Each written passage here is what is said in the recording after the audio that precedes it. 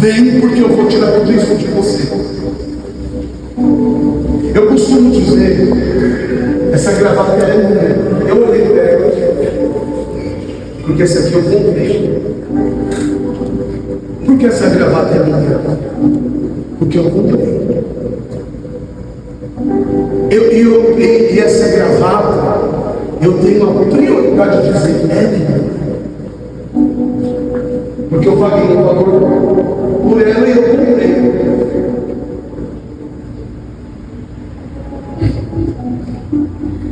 Quando Jesus vai para a cruz, ele precisa comprar a humanidade.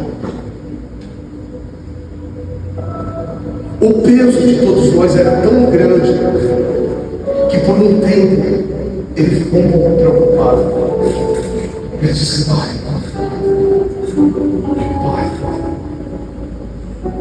se for possível, passa de mim esse cálice, porque o preço era muito grande. Mas ele disse assim, mas só não seja feita a minha vontade, e que seja feita a vontade do Senhor. E a vontade de Deus era comprar a humanidade. E ele precisava pagar um valor muito alto. E quem precisava comprar a humanidade teria que ser um ser humano que não tivesse pecado. Que nesse caso foi o Senhor Jesus. Por isso que ele se fez de humano, para pagar pelo preço do humano. Ele não poderia ter vindo com poderes. Ele veio com o poder de Deus, que ele é Deus, mas ele não podia muitas das vezes agir, porque ele tinha que agir como ser humano. Por isso que quando o diabo falou assim, se você é filho de Deus, pula. Por quê? Não está escrito que os anjos vão vir do céu e vai te segurar? Então pula. Eu quero ver mesmo se você é. Ele disse, está escrito, diabo, não temerás o Senhor teu Deus. Então ele precisava ser como ele, não podia pecar. Se teve uma pessoa que o diabo ficou infernizando 24 horas por dia, foi o Senhor Jesus. E ele precisava pagar o preço da cruz. Então o diabo vivia tentando matar Jesus. O diabo vivia tentando impedir que Jesus fosse para a cruz. Então teve uma hora na cruz que o Senhor Jesus, ele estava lá preso. Então ele estava aqui assim. E ele não podia morrer de parada respiratória. Ele tinha que levar o nosso pecado na cruz. Então ele não aguentou o peso do corpo. Ele estava todo cortado, ele estava todo espedaçado, chicoteado. Ele já não tinha mais força, mas ele não podia morrer por parada respiratória. Ele tinha que crucificar o nosso pecado na cruz. Ele precisava pagar o preço do nosso pecado naquela cruz. Então quando ele estava lá, que aí ele curva o corpo, os pulmões dele é comprimido. E ali ele tinha apanhado muito. Então, naquele momento, poderia ter dado uma parada respiratória dele. E ele abaixa. E o coração vai disparando, porque a pessoa, quando vai perdendo a respiração, ela tem a sensação de que ela vai morrer. Então a primeira coisa que acontece é disparar o coração. Por isso que às vezes a pessoa morre de parada respiratória com parada cardíaca. Então ele começa a olhar, aí ele fala, não, eu preciso pagar o preço. Lembra da gravata que é minha. E ele sabia que você ia vir para a terra. Ele já sabia. E ele sabia que você ia fazer o que você fez. Ele sabia que você ia errar da forma que você errou. Então ele precisava pagar o preço para comprar você. Porque essa gravata é minha, porque eu comprei ela. E aí ele, crucificado, ele fala, não posso. Aí ele olha e ele começa a pensar no João, na Maria, no Marcos, no Antônio, na Beatriz, no Márcio, na Cátia, no Paulo, no Pedro, e ele vai pensar, não, e aí, com o corpo cheio de rasgo, porque a cruz não era uma cruz lisinha, a cruz era tudo com ferpos, daquelas madeiras cheias de ferro. Então, quando ele joga o corpo para trás, para não morrer de parada respiratória, aqueles ferpos entram tudo naqueles cortes. Aí ele grita: "Ah!" Começou o preço, começou a pagar o preço. Então o diabo sabe que já foi pago o preço pela humanidade. Bispo, mas por que acontece tanta coisa ruim? É porque as pessoas não conhecem a verdade. Por isso está escrito: e conhecereis a verdade vos libertará. Então,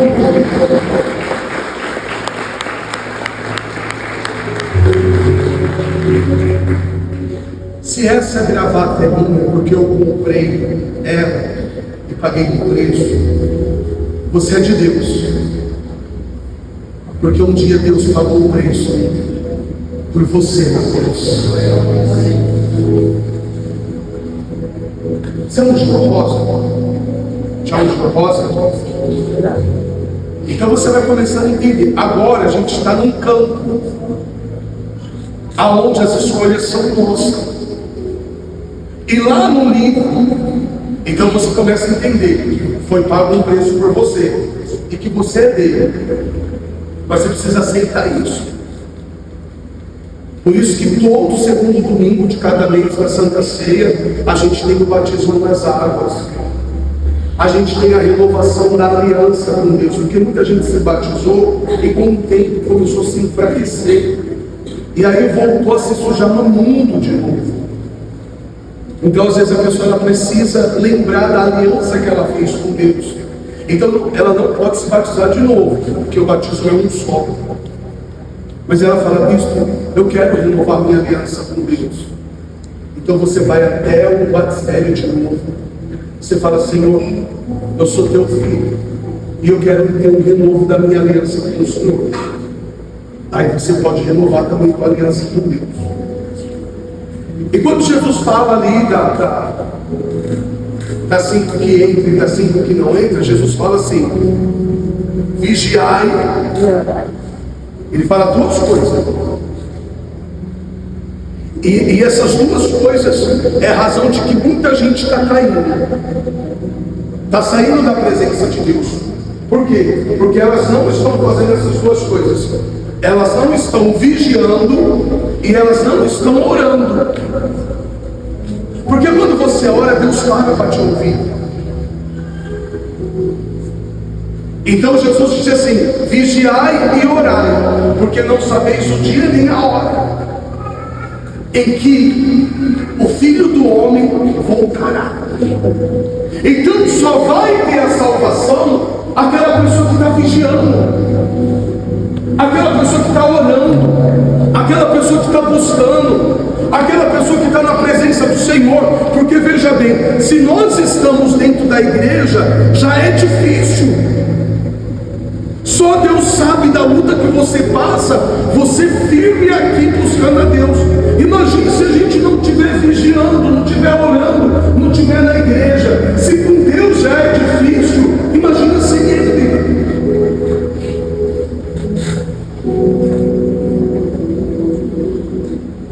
No capítulo 1 de Jó, no versículo 7 diz assim,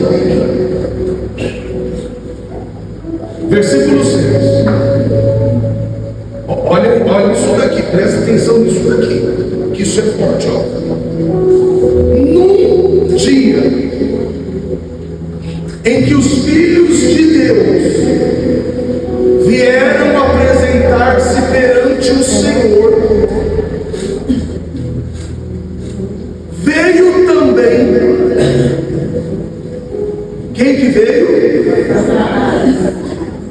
Entre eles. Vamos ler de novo? Olha lá. Então, desculpa, num dia em que os filhos de Deus vieram se apresentar perante o Senhor, quem foi para aquela reunião? O diabo também foi.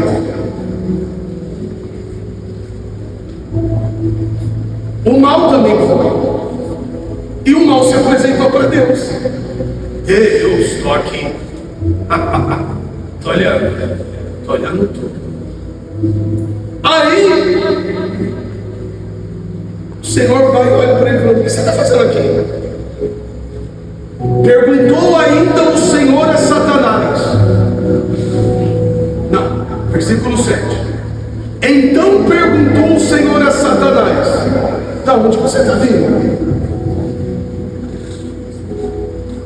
Satanás respondeu ao Senhor e disse: de rodear a terra e passear por ela.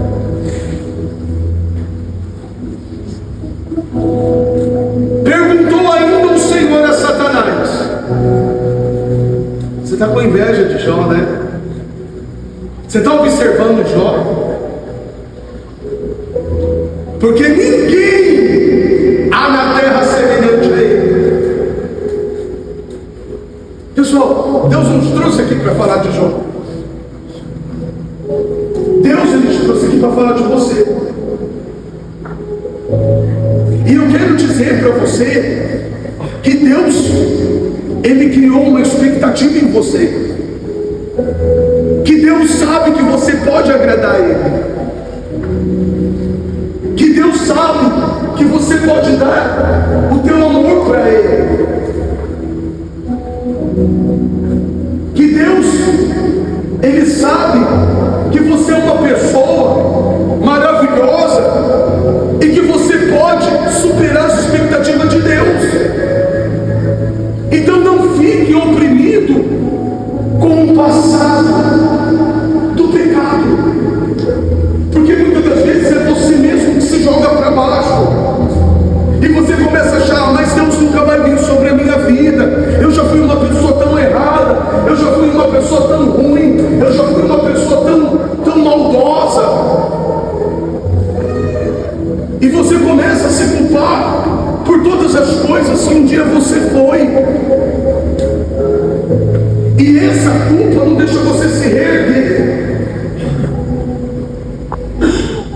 Jó fez sentido para Deus quando ele estava aqui. Jó já está no seio de Abraão, esperando o julgamento final. Então Deus não trouxe você aqui para falar de Jó. Deus trouxe você aqui para falar sobre você. E que Deus confia em você, que Deus acredita em você, e que Deus sabe que você pode agradar a Ele como um dia Jó agradou. Então eu quero dizer para você que está aqui, que o teu lugar é na presença de Deus, como um dia Jó viveu. Porque quando Satanás vai para a reunião dos filhos de Deus, Deus ele fala assim: tá vendo? Você foi querer ser mais do que eu, virou diabo. E Jó, que é um ser humano, você está vendo como Jó é?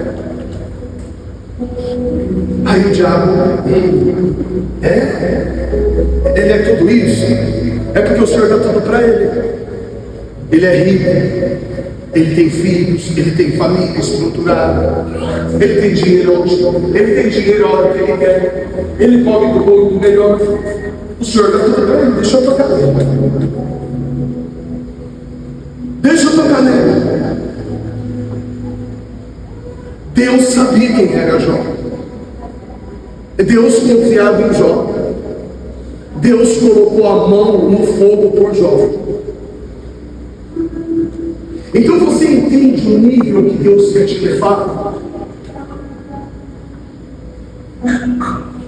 Você entende as expectativas que Deus tem em cima de você? Isso é assim que Deus me olha. Sabe isso quando Deus me olha pela pessoa que eu fui? Não. Porque você não nasceu desse jeito. Você só passou por lá. Você nunca foi de lá. Tanto é que quando uma criança morre, ela vai para o céu direto, porque ela não tem pecado. Você não nasceu ladrão, você não nasceu pessoa perdida, e nem um rio.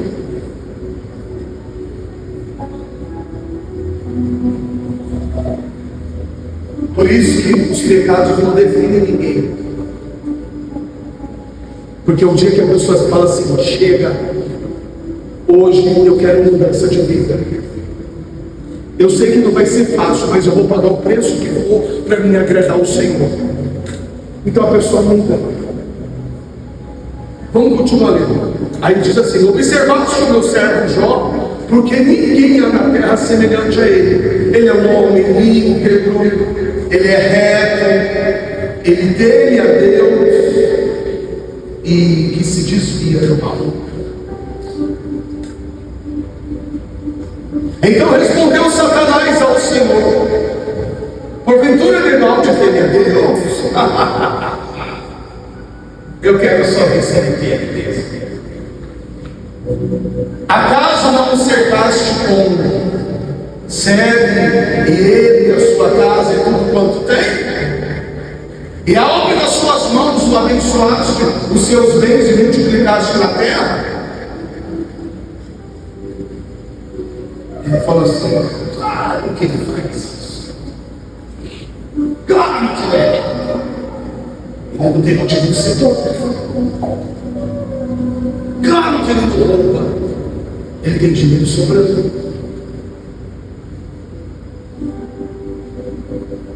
Claro que ele te agrada. O Senhor cerca ele e a família dele. Claro. Então deixa eu mexer com ele.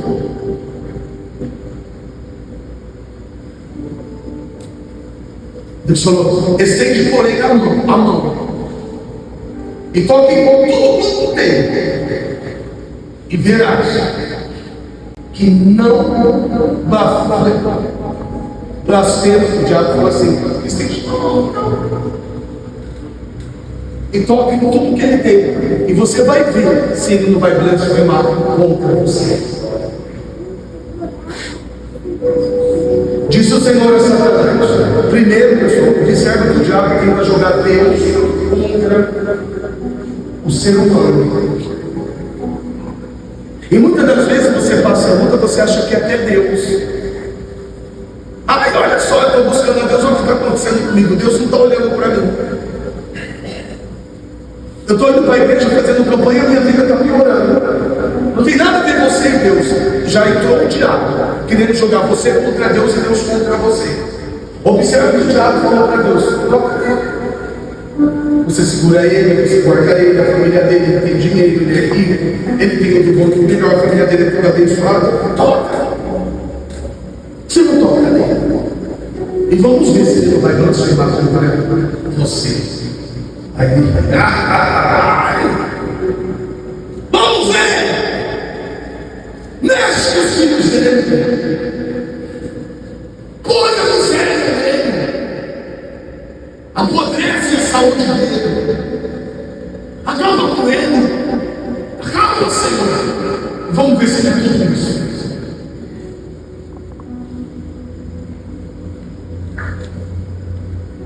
Disse o Senhor a Satanás: eis que tudo quanto ele tem está ao seu poder. Somente contra ele não estenda a mão. E Satanás saiu da presença de Deus e começou a luta de Jó. Quem está observando? Levanta a mão. Você está entendendo, gente? Muitas das vezes nós somos provados. O diabo, ele tem inveja, ele tem ódio do teu relacionamento que você tem com Deus. Se o diabo quer jogar Deus contra Jó, imagina se ele não quer jogar a gente contra Deus.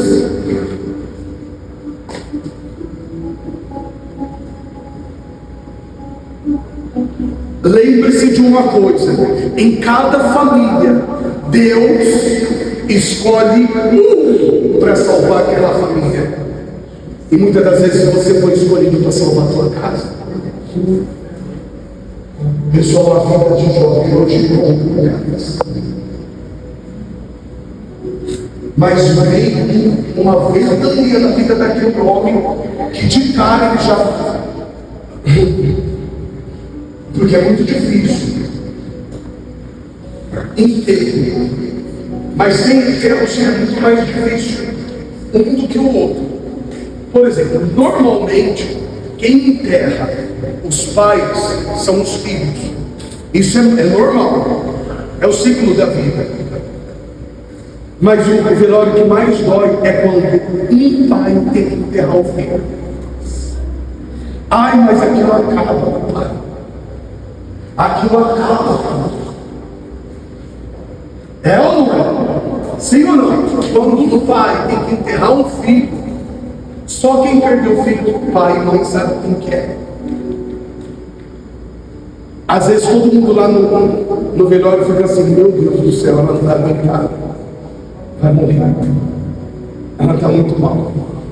Por quê? Porque o pai, a mãe que enterrou o filho. E vem um diabo sujo do jeito e causa uma avalanche que mata todos os filhos de Jó. E no enterro, os 7 filhos dele morreram. Ele começa a perder tudo. Ele começa a ficar doente. Mas lembre-se que Deus falou: não mata ele. Eu não quero que você mata ele. Você está com inveja dele, você pode tocar em tudo que ele tem, mas você não toca na vida dele, você não mata ele.